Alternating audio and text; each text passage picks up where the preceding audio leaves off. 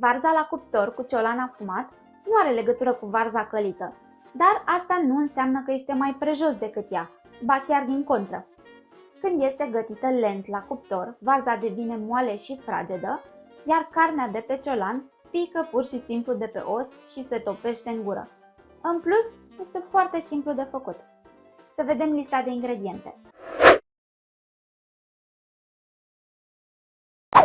Pentru 3 porții avem nevoie de aproximativ 700 de grame de varză acră, 10-15 grame untură de porc, o ceapă mică tocată mărunt, aproximativ 50 de grame, 120 de grame de suc concentrat de roșii, ardei iute fulgi după gust, un sfert de linguriță de piper negru măcinat, o linguriță de boia dulce, câteva crenguțe mici de cimbru uscat și o foaie de dafin și un ciolan de 500-600 de grame.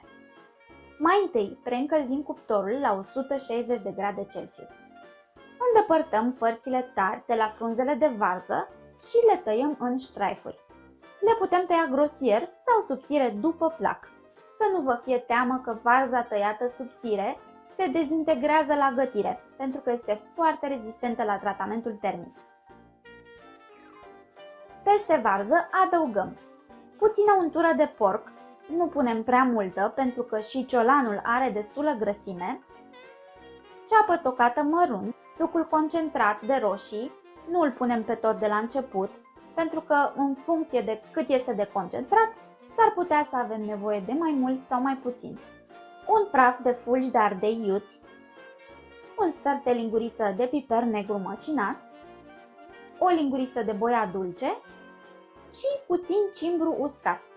Eu am pus aici cam o linguriță rasă, să zic. Amestecăm totul foarte bine. Gustăm și vedem dacă mai avem nevoie de alte condimente. Este puțin probabil să avem nevoie de sare, pentru că și varza și afumătura sunt ambele suficient de sărate. Eu, spre exemplu, am să mai adaug doar restul de roșii pe care le-am oprit mai devreme. Pentru a găti varza la cuptor, avem nevoie de un vas îngust și puțin mai înalt cu capac, care poate acomoda ciolanul pe care îl avem. Eu am găsit acest vas de pământ care mi se pare perfect. Punem puțină varză la bază.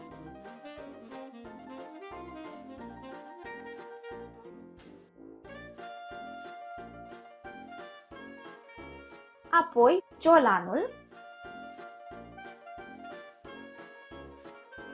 frunza de dafin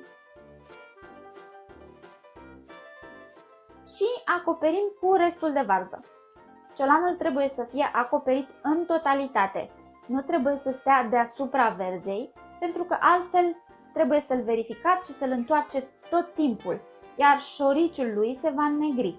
Deasupra mai așezăm o crenguță de cimbru și punem apă fiartă, astfel încât totul să fie bine acoperit. Așezăm și capacul și dăm la cuptorul preîncălzit la 160 de grade Celsius timp de aproximativ 4 ore. S-ar putea să vi se pară mult, dar gătirea la foc domol timp îndelungat va face varza foarte gustoasă. La mijlocul timpului de gătire, de obicei eu o mai verific și dacă mi se pare că mai este nevoie, mai completez cu puțină apă fierbinte, pentru că soțul meu vrea ca varza să aibă puțin sos. Dar nu este absolut obligatoriu, puteți să nu mai puneți apă deloc. Să vedem rezultatul final.